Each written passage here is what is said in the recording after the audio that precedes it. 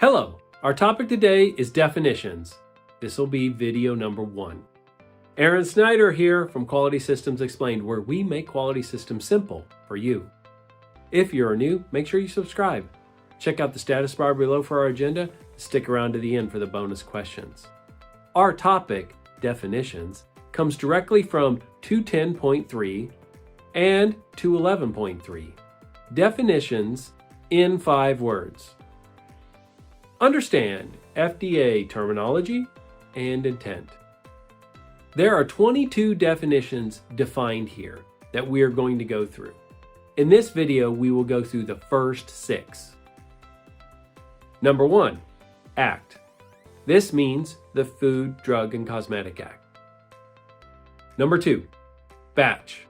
Means a specific quantity of drug or other material that is intended to have uniform character and quality within specified limits and is produced according to a single manufacturing order during the same cycle of manufacture. Number 3, Component. Means any ingredient intended for use in the manufacture of a drug product, including those that may not appear in such drug product. Drug product means a finished dosage form.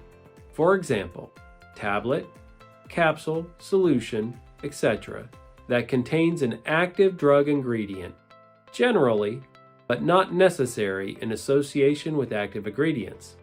The term also includes a finished dosage form that does not contain an active ingredient, but is intended to be used as a placebo.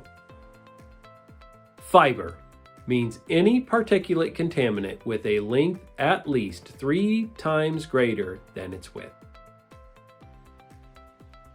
Number 6, non-fiber releasing filter. Means any filter which, after appropriate pretreatment, such as washing or flushing, will not release fibers into the component or drug product that is being filtered. How do I know it's working? Well, first, the FDA terminology is integrated into the quality management system as part of the definitions used within the company. Second, if alternative definitions are used, employees know how to answer FDA questions when those questions come up. How do I know it's not working? Well, first, the company doesn't understand or use the FDA's terminology. Second, the FDA terminology is not integrated into the firm's quality management system. And then third, there are compliance issues that arise when the FDA reviews submissions or is on site during inspections because the employees within the company, they don't understand the FDA expectations because the definitions are not used as part of the firm's quality management system. And now for the 3 bonus questions. First, do we utilize the FDA's definitions within our quality management system? Second, how do we manage the definitions in our quality management system? And then third, when the definitions are updated, how do we go about updating the quality management system and ensuring that everyone understands that these definitions have changed? Thank you for watching.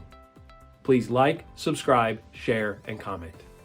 Send any questions to me at qms.jedi@gmail.com. This is Aaron Snyder from Quality Systems Explained, making quality systems simple for you.